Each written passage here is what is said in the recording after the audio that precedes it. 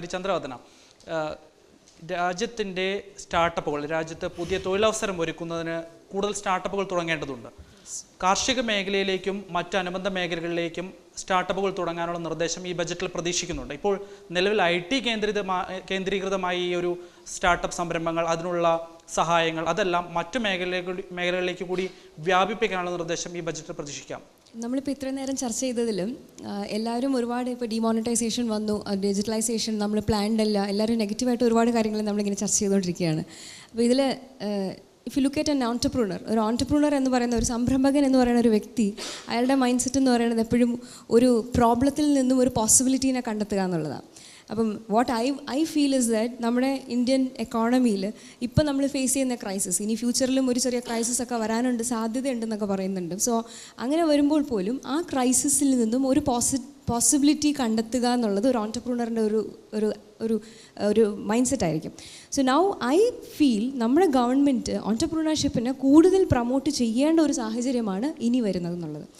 Employment ജനറേഷനോടൊപ്പം തന്നെ ഓൺടർപ്രൂണർഷിപ്പും ഏറ്റവും കൂടുതൽ നമ്മൾ പ്രൊമോട്ട് ചെയ്യേണ്ട ഒരു സീസൺ ആയിരിക്കും ഇനി അങ്ങോട്ട്. അപ്പോൾ ഇതിൽ എന്തൊക്കെ ചെയ്യാം? ഇപ്പോൾ നേരത്തെ അഭിലാഷ് പറഞ്ഞതുപോലെ ഇതിൽ നമ്മൾ IT സ്റ്റാർട്ടപ്പ് എന്ന് പറയുന്നത് ഡെഫിനറ്റ്ലി കഴിഞ്ഞ ഒരു ഡെക്കേഡിൽ ഒരുപാട് പ്രൊമോഷൻസ് വന്നിട്ടുണ്ട്. നമുക്ക് ടാക്സ് ഹോളിഡേയ്സ് കിട്ടുന്നുണ്ട് 3 വർഷത്തെ, ഇങ്ങനെയുള്ള ബെനിഫിറ്റ്സ് ഉണ്ട്. അപ്പോൾ ഇങ്ങനത്തെ benefits should be extend to other sectors, നേരത്തെ പറഞ്ഞ അഗ്രി അല്ലെങ്കിൽ മറ്റ് സെക്ടേഴ്സ്. അത് ഇത്തവണത്തെ ബജറ്റിൽ അങ്ങനത്തെ ഒരു സാഹചര്യം ഉണ്ടാകുമെന്ന് പ്രതീക്ഷ ഡെഫിനറ്റ്ലി ഉണ്ട്.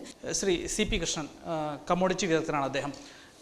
റബ്ബറിൻ്റെ വില ഇപ്പോൾ ആഗോള വിപണിയിൽ വർദ്ധിച്ചുകൊണ്ടിരിക്കുകയാണ്. പക്ഷേ ആഭ്യന്തര വിപണിയിൽ ഇപ്പോഴും 150 രൂപ റേഞ്ചിൽ തുടരുകയാണ്. കുരുമുളക് വില താഴേക്കാണ്. ഇത്തരത്തിൽ നാണ്യവിളകളുടെ വില സ്ഥിരത ഉറപ്പുവരുത്തുന്നതിനുള്ള നിർദ്ദേശങ്ങൾ ബജറ്റിൽ ഉണ്ടാകേണ്ടതുണ്ട്. പ്രത്യേകിച്ച് ഈ റബ്ബർ ഇറക്കുമതി നിർബാധം തുടരുന്ന സാഹചര്യത്തിൽ ഇപ്പോൾ ഉണ്ടായി വില വർധന തുടരുമെന്നുള്ള പ്രതീക്ഷയൊന്നും വേണ്ട. ആഗോള വിപണിയിലായിട്ട്, പ്രത്യേകിച്ച് അമേരിക്കയിൽ ഇന്നലെ പ്രസിഡന്റ് ട്രംപ് അവിടേക്കുള്ള ചൈനീസ് ടയറിൻ്റെ ഇറക്കുമതി നിയന്ത്രിക്കുകയും ചെയ്തിട്ടുണ്ട്. ഇത്തരത്തിലുള്ള നിർദ്ദേശങ്ങൾ നമ്മുടെ രാജ്യത്തൊന്നും ഉണ്ടാകേണ്ടതല്ലേ? തീർച്ചയായും. റബ്ബറിൻ്റെ കാര്യത്തിൽ പ്രത്യേകം പറയുകയാണെങ്കിൽ കഴിഞ്ഞ ബഡ്ജറ്റിൽ പ്രൈസ് സ്റ്റെബിലൈസേഷൻ ഫണ്ട് മാതിരിയുള്ള സ്കീമുകൾ കൊണ്ടുവന്ന് വില പിടിച്ചു നിർത്താനുള്ള ഒരു യത്നമാണ് അഭിമുഖീകരിച്ചിരുന്നെങ്കിൽ ഈ വർഷം ആഗോളതലത്തിലുള്ള വില ഉയർച്ച ഗവൺമെൻറ്റിന് കുറച്ചും കൂടിയും ഒരു സാവകാശം കൊടുക്കുന്നുണ്ട്. ഇന്ത്യൻ റബ്ബറിൻ്റെ വിലയും ആഗോള വിലയെ തുടർന്ന് പോകും.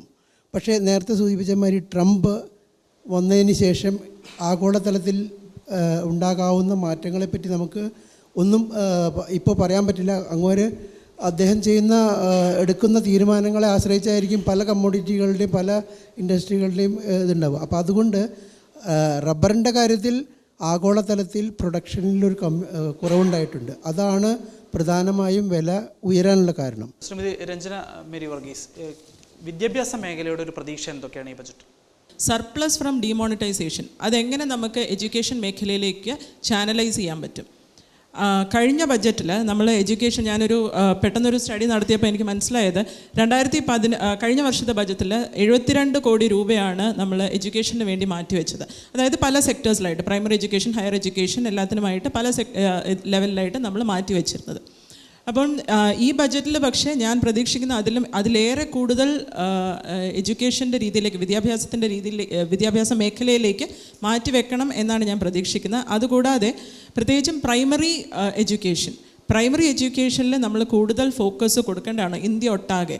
കേരളത്തിൻ്റെ കാര്യത്തിൽ നമുക്ക് അഭിമാനിക്കാം. കാരണം കേരളത്തിൽ വളരെയധികം പ്രൈമറി എഡ്യൂക്കേഷന് വളരെയധികം ഫോക്കസ് നടക്കുന്നുണ്ട്. ഒരുപക്ഷെ റിവേഴ്സ് സിനാരിയോ ആണ് പ്രൈമറി എഡ്യൂക്കേഷൻ്റെ കാര്യത്തിൽ കേരളത്തിൽ നടക്കുന്നത്.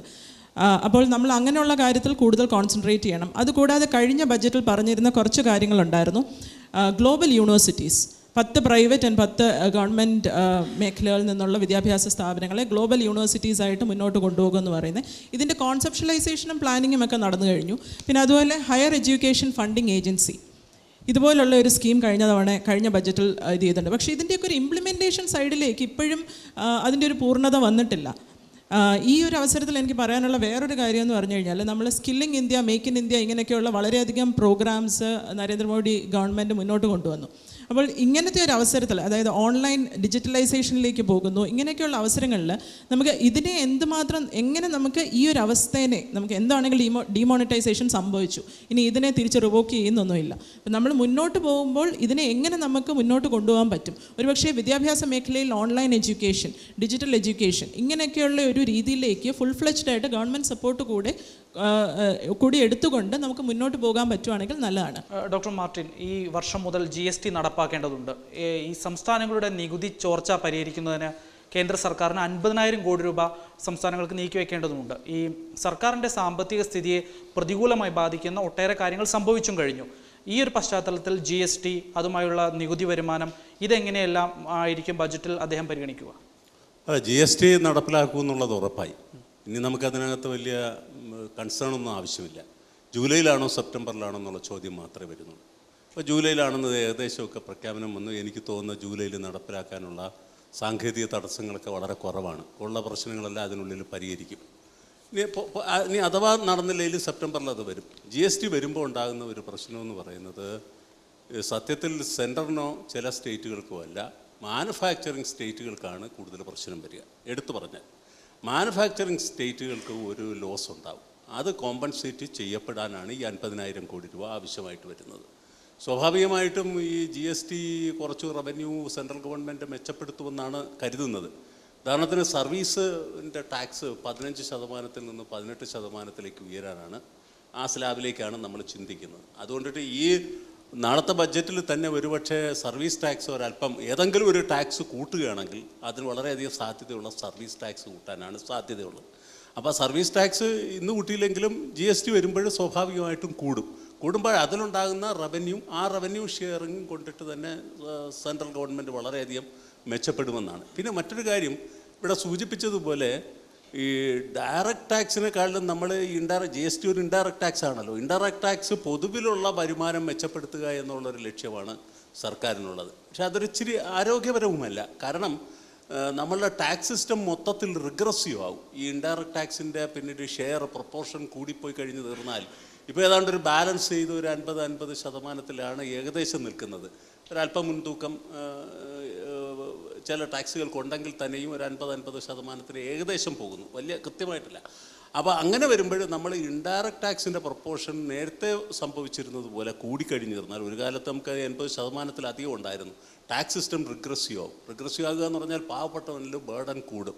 അപ്പോൾ GST സൃഷ്ടിക്കാൻ പോകുന്ന ഒരു ചെറിയ പ്രത്യാഘാതം അതാണ്. രണ്ടാമത്തെ പ്രത്യാഘാതം എന്ന് പറയുന്നത് ഇൻഫ്ലേഷൻ ഉണ്ടാവും, അത് ഉറപ്പാണ്. കാരണം താൽക്കാലികമായിരിക്കാം, ഒരുപക്ഷെ 1 വർഷമോ 2 വർഷമോ കൊണ്ടിട്ട് അത് പരിഹരിക്കാൻ പറ്റിയിരിക്കും. നടപ്പിലാക്കിയ രാഷ്ട്രങ്ങളിലെല്ലാം ഇൻഫ്ലേഷൻ കൂടിയിട്ടുണ്ട്, പ്രത്യേകിച്ച് ഈ സ്ലാബിൻ്റെ ഒരു വ്യത്യാസം. അതുകൊണ്ടാണ് ഈ 4 സ്ലാബിലേക്ക് വന്ന്, എന്തായാലും അതൊരു ഭാഗ്യമായി. 2 സ്ലാബിൽ നിന്ന് 4 സ്ലാബിലേക്ക് ചിന്തിച്ചത് കുറച്ച് നെഗറ്റീവ് ഇമ്പാക്ട്സ് കുറയ്ക്കാൻ കഴിയും. എന്നാൽ തന്നെയും GST സർക്കാരിന്, സെൻട്രൽ ഗവൺമെൻറ്റിന് ദോഷം ചെയ്യില്ല.